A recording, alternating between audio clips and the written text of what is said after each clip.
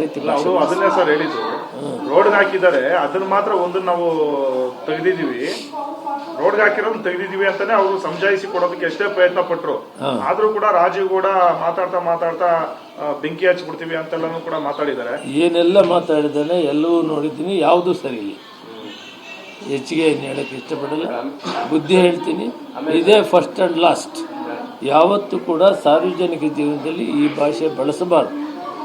10 ವರ್ಷ ಸೇವೆ ಮಾಡಿ ಇವತ್ತೊಂಥರ ಮನಸ್ಸಿಗೆ ಸಾರ್ವಜನಿಕರಲ್ಲಿ ಇಷ್ಟು ಒಳ್ಳೇದು ಅನ್ಸ್ಕೊಂಡಿದ್ದವನು ಇಂಥ ಕೆಲಸ ಮಾಡಿಬಿಟ್ನಲ್ಲ ಅಂತ ನಮಗೂ ಬೇಸರ ಆಗಿದೆ. ರಾಜಕೀಯ ಅನುಭವ ಕೊಡ್ತಾ ಇದೆಯಾ ಸರ್? ಅನುಭವ ಇಲ್ಲ ಅಂತ ಹೇಳೋಕ್ಕಾಗಲ್ಲ. ಅವನು ಮೊದಲಿಂದನೂ ಕಾಂಗ್ರೆಸ್ಸಲ್ಲಿ ಕೆಲಸ ಮಾಡ್ಕೊಂಡು ಬಂದಿದ್ದಾನೆ, ಇದೇನು ಹೊಸದೇನಲ್ಲ. ಬಟ್ ಎಮೋಷನ್ನಲ್ಲಿ ಅಂಥದ್ದು ಆಗಬಾರ್ದು. ಒಬ್ಬ ರಾಜಕಾರಣಿಗೆ ಮಾತಾಡಬೇಕು, ಅದನ್ನು ಯಾರೂ ಕೂಡ ಒಪ್ಕೊಳ್ಳೋದಿಲ್ಲ, ನಾನು ಒಪ್ಕೊಳ್ಳೋದಿಲ್ಲ. ಬಟ್ ಬುದ್ಧಿ ಹೇಳ್ತೀನಿ, ಇಂಥದ್ದು ಯಾವ ಕಾಲಕ್ಕೂ ಮಾಡಬಾರ್ದು.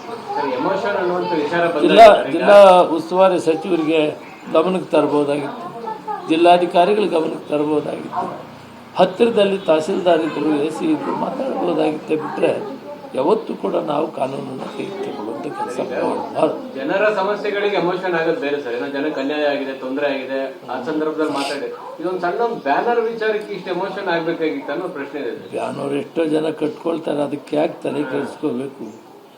ಎಷ್ಟಂತ ಅವರು ಕೀಳಕ್ಕಾಗ್ತಾರೆ. ಮುನ್ಸಿಪಾಲ್ಟಿಯವರು ಇವತ್ತು ಕಿತ್ತರೆ ನಾಳೆ ಕಟ್ಟಿರ್ತಾರೆ. ಆ ಪಾರ್ಟಿ ಈ ಪಾರ್ಟಿ ಅಂತಿಲ್ಲ, ಕಟ್ತಾ ಹೋಗ್ತಾರೆ ಅವರ ಲೀಡರ್ಸ್ ವಿಷಯದಲ್ಲಿ. ಬಟ್ ಅಷ್ಟಕ್ಕೆ ನಾವು ಅಷ್ಟು ಮಾಡ್ಕೋಬಾರ್ದಾಗಿತ್ತು. ನನ್ನ ಮನಸ್ಸಿಗೆ ಕಷ್ಟ ಆಗಿದೆ.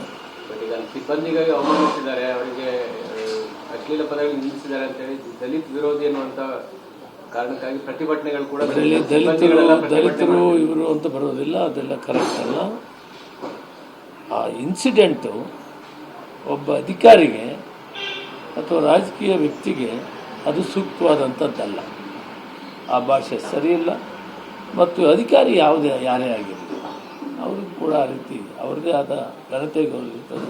ಮತ್ತು ಅಧಿಕಾರಿನ ಯಾವ ರೀತಿ ನಾವು ಮಾತಾಡಬೇಕು ಅನ್ನೋದು ಕೂಡ ನಮ್ಮ ಇತಿಮಿತಿ ಇರ್ತದೆ. ಅದು ಎಲ್ಲಿ ಮೀರಿದೆ ಅದಕ್ಕೆ ಹೇಳಿ. ನೀವು ಮಾಹಿತಿ ತಗೊಂಡ ಪ್ರಕಾರ ಅಲ್ಲಿ ದಳದವರು ಹಾಕಿದ್ರು, ದಳದವ್ರದ್ದು ಯಾರ್ದು ಬ್ಯಾನರ್ ಮುಟ್ಟಿಲ್ಲ. ಅವರು ಹೇಳ್ತಾರೆ, ನಾನು ನೋಡಲಿಲ್ಲ. ಯಾಕಪ್ಪ ಹಿಂಗೆಲ್ಲ ಗಲಾಟೆ ಮಾಡ್ಕೊಂಡು ಹಿಂಗಾಯ್ತು ಅಂದರೆ, ದಳದವ್ರದ್ದು ಇತ್ತು, ಮೊದಲಿಂದ ಇತ್ತು, ಅವ್ರದ್ದು ತೆಗೆದಿಲ್ಲ, ನಮ್ಮದು ಇದು ಮಾಡಿದ್ರೆ ನಾವು ಆ ಕಾರ್ಯಕ್ರಮಕ್ಕೆ ಹೋಗಿಲ್ಲ. ಅಲ್ಲದೇ ಗೊತ್ತಾಗ್ತಿತ್ತು ನಮಗೆ. ನಮ್ಮನ್ನು ಕರೆದಿದ್ರು ಆ ಕಾರ್ಯಕ್ರಮಕ್ಕೆ ಹೋಗೋಕ್ಕೆ, ನಮಗೆ ಕಾರ್ಯಕ್ರಮ ಬೇರೆ ಇದ್ದಿದ್ದರಿಂದ ಹೋಗೋಕ್ಕಾಗಲಿ, ತಿದ್ಕೋಬೇಕಾಗ್ತದೆ. ನಾನು ಕೂಡ ಎಚ್ಚರಿಕೆ ಹೇಳ್ತೀನಿ. ಒಳ್ಳೆ ಸಮಾಜ ಸೇವೆ ಮಾಡಿ ಹೆಸರು ತಗೊಂಡಿದ್ದನು ಇಂಥ ದುರಂತಕ್ಕೆ ಸಿಕ್ಕಿದ್ದು ನಮಗೆ ಬೇಸರ ಆಗಿದೆ, ನೋವಾಗಿದೆ. ಇನ್ಯಾವತ್ತೂ ಇಂಥ ಕೆಲಸ ಮಾಡಬಾರ್ದು ಅಂತ ಕೂಡ ಸೂಚನೆ ಕೊಡ್ತೀನಿ. ಸರ್, ಇಮಿಡಿಯೇಟ್ ಕುಮಾರಸ್ವಾಮಿ ಅವರು ಮಧ್ಯಪ್ರವೇಶ ಮಾಡಿದ್ದಾರೆ, ಚೀಫ್ ಸೆಕ್ರೆಟರಿ ಫೋನ್ ಮಾಡಿ ಮಾತನಾಡಿದ್ದಾರೆ, ಅವರಿಗೆ ಸುದ್ದಿಗೋಷ್ಠಿ ಕೂಡ ಮಾಡ್ಬೋದು. ಮಾಡಲಿ. ಅವರು ರಾಜಕೀಯ ದೃಷ್ಟಿಯಿಂದಲೂ ಬಳಸ್ಕೊಳ್ಳೋಕೆ ನೋಡ್ತಾ ಇದ್ದಾರೆ. ರಾಜಕೀಯ ನಾನು ಬಳಸೋಲ್ಲ, ನನಗೂ ಗೊತ್ತಿಲ್ಲ ಅಲ್ಲಿ ಏನೇನು ನಡೆದಿದೆ ಅಂತ. ನಾನು ನಿಮ್ಮ ಮಾಧ್ಯಮದ ನೋಡಿ ನಾನು ಇದನ್ನು ಹೇಳ್ತಾ ಇದ್ದೀನಿ. ಯಾರೂ ರಾಜಕೀಯ ಬೆಳೆಸೋದಿಲ್ಲ, ಸರಿಯಿಲ್ಲ, ಅದಕ್ಕೆ ಅವಶ್ಯಕತೆ ಇಲ್ಲ. ಬುದ್ಧಿ ಹೇಳಬೇಕು, ತಿದ್ದಬೇಕು. ಇಂಥವು ಆಗಬಾರ್ದು ಯಾವತ್ತು. ಅದರಲ್ಲಿ ಒಬ್ಬ ರಾಜಕಾರಣಿಗೆ ಏನು ತಾಳ್ಮೆ ಶಾಂತಿ ಇರಬೇಕು, ಅದನ್ನು ಎಲ್ಲಿ ಮೀರಿ ಹೋಗಿದೆ ಅದನ್ನು ನಾವು ಯಾರೂ ಕೂಡ ಒಪ್ಪೋದಿಲ್ಲ. Thank you very much. ಇಲ್ಲ, ನನಗೆ ಸಿಕ್ಕಲಿಲ್ಲ. ಅವರ ಶ್ರೀಮತಿಯವರು ಸಿಕ್ಕಿದ್ರು, ಏನಮ್ಮ ನೀವೆಲ್ಲ ಒಳ್ಳೆ ಸುಸಂಸ್ಕೃತ ಮನೆಗಳಿಂದ ಬಂದಂಥವರು, ಈ ಭಾಷೆ ಬಳಸಬಾರ್ದಲ್ಲ ಅಂತೇಳಿ ಬುದ್ಧಿ ಹೇಳಿದೆ. ಇವತ್ತಿಗಾಯ್ತು, ಯಾವತ್ತು ಕಾಳಿಸ್ಬಾರ್ದು, ಇದು ಅಕಸ್ಮಾತ್ ಆಗಿದೆ, ಆಗಬಾರ್ದಾಗಿತ್ತು ಅಂತೇಳಿ ಅವ್ರಿಗೆ ಬುದ್ಧಿ ಹೇಳಿ ಕಳಿಸ್ತಾರೆ.